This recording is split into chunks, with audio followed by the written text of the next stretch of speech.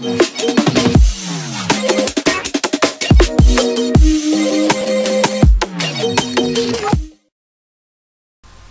tout le monde, bienvenue au Top Études. Alors dans cette vidéo on va voir des spécificités de l'audit interne. Alors on va traiter les principes de l'audit interne et l'approche par les risques. On va commencer par les principes de l'audit interne. Alors il existe 3 principes que doit chaque entreprise respecter. Alors il y a le principe de permanence et de continuité. Alors c'est que toutes les sociétés doivent disposer d'une fonction permanente d'audit interne parce que dans l'accomplissement de ces tâches, la direction générale devrait prendre toutes les mesures pour que la société puisse compter de façon continue sur une fonction d'audit interne. Voilà. Alors, il y a le principe d'indépendance. Alors, la fonction d'audit interne de la société doit être indépendante des activités auditées et également des processus de contrôle de premier niveau. Le principe d'indépendance, alors il exige l'absence de tout conflit d'intérêts entre les auditeurs internes et la société, bien sûr. Alors, le principe d'impartialité. Alors, la fonction d'audit interne doit être objective et impartiale parce que l'audit doit pouvoir effectuer ses missions sans préjugés et sans subir de pression. Alors, l'approche par les risques. Alors, cette phase permet à l'auditeur de bien comprendre l'entreprise, son organisation et son environnement. Et ce qui est très intéressant, il permet de mettre en évidence les points porteurs de risques qui nécessitent des contrôles approfondis et les autres points qui peuvent supporter des contrôles allégés.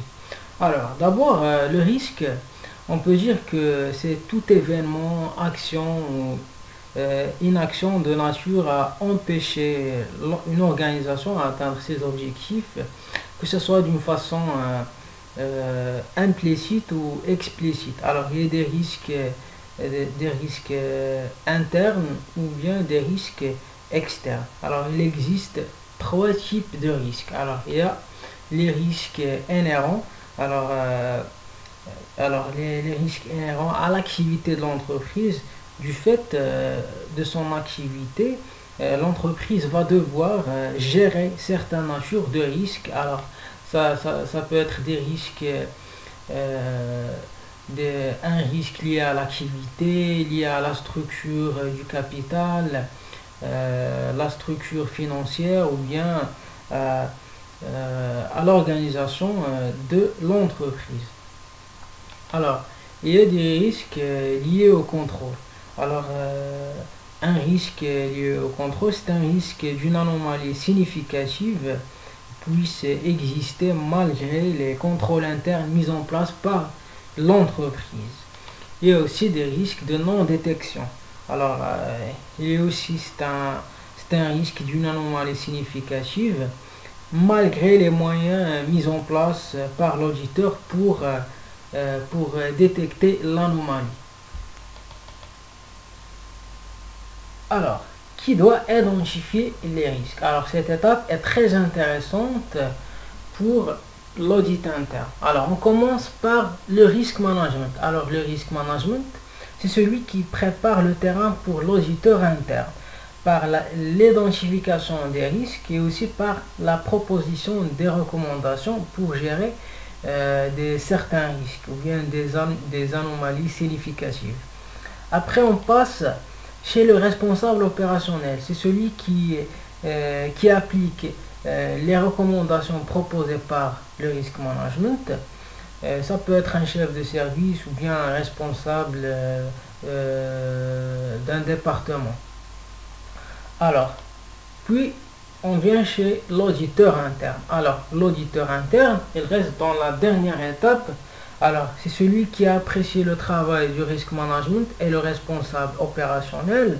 Alors, il s'assure que tous les risques sont bien identifiés et aussi que le risk management a bien proposé les recommandations, bien les recommandations nécessaires pour gérer les risques, pour faire face aux risques. Et aussi il vérifiait le travail du responsable opérationnel. Est-ce qu'il a bien appliqué les recommandations. Alors, politique pour faire face au risque. Alors, d'abord, il faut accepter le risque, c'est-à-dire l'acceptation du risque. On doit s'adapter au risque. Puis on passe au partage, ça veut dire ça a un rapport avec l'assurance, ça veut dire la couverture du risque et l'évitement. Alors il faut éviter l'activité qui génère le risque et la réduction.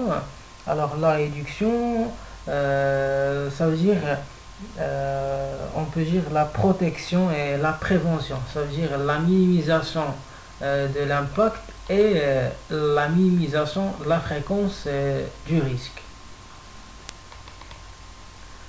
Alors, parmi les outils de gestion ou bien d'identification des risques, il y a la cartographie des risques. Alors, une carte des risques est un outil de visualisation de données visant à signaler les risques spécifiques auxquels une organisation est confrontée. Alors, il existe plusieurs formes de cartes de risques. Alors, par exemple, ce graphique représente la probabilité ou la fréquence sur l'axe vertical et l'incidence ou bien l'importance significative sur l'axe horizontal. Alors, dans cette configuration, la probabilité augmente à mesure que l'on s'élève sur l'axe vertical et l'incidence augmente de gauche à droite. Et pour les points, alors ces points correspondent aux risques qui ont été classés dans 4 catégories d'incidence et 6 catégories de probabilité. Alors il y a une autre forme de carte des risques. Alors ce graphique donne un exemple de carte de risque global d'une administration examinant la dynamique entre fréquence et gravité pour chaque risque en comparant la probabilité d'occurrence et l'ampleur future estimée du risque potentiel. Voilà. Alors, les objectifs de la cartographie des risques. Alors, d'abord, il y a l'identification et l'évaluation des risques. Fournir un mécanisme permettant de développer une solide stratégie de gestion des risques. Communiquer la stratégie en matière de gestion des risques à la fois à l'encadrement et aux employés.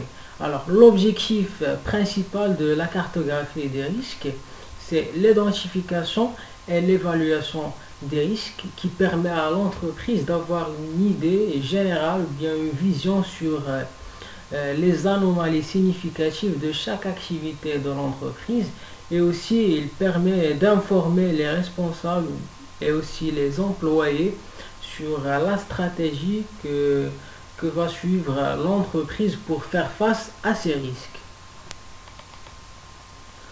Alors, le processus de cartographie des risques se compose de 6 étapes. Alors, on commence toujours par l'identification des risques. Alors, ça veut dire qu'il faut identifier les domaines à risque. Alors, cette étape pour développer un langage commun sur la gestion des risques au sein de l'entreprise. Après, on passe à l'étape de la compréhension des risques. Alors, pour chacun des risques sélectionnés lors de la première étape, il est nécessaire de déterminer si le risque provient de phénomènes internes ou externes de l'entreprise. Après, on passe à l'évaluation. Alors, cette étape consiste à évaluer les risques provenant de différentes situations en estimant la fréquence des risques et aussi en estimant la gravité potentielle des risques. Alors, puis on passe à le classement. Alors, il faut classer les risques selon leur gravité et aussi leur fréquence. Et l'avant-dernière étape, il faut gérer, ça veut dire la gestion des risques. Alors cette étape importante, il implique de décider de la façon dont les risques les plus conséquents seront gérés en tenant compte de la relation risque-rendement, de la corrélation avec les autres risques, de la cohérence avec la stratégie de l'administration et de son niveau de tolérance au risque. Alors, cette étape, comme j'ai dit, est très intéressante et importante. Il permet de parvenir à un bon équilibre entre l'application des techniques de gestion des risques et le suivi des principaux indicateurs de risque au sein de l'entreprise. Et la dernière étape, c'est la révision des risques. Alors cette étape comprend le suivi et l'évaluation visant à s'assurer que les contrôles sont efficaces et aussi analyser les phénomènes de risque et en tirer les enseignements nécessaires par rapport à l'évolution, tendance, réussite et échec et ainsi de suite. Et on recommence de faire l'identification, la compréhension, l'évaluation, etc. Voilà.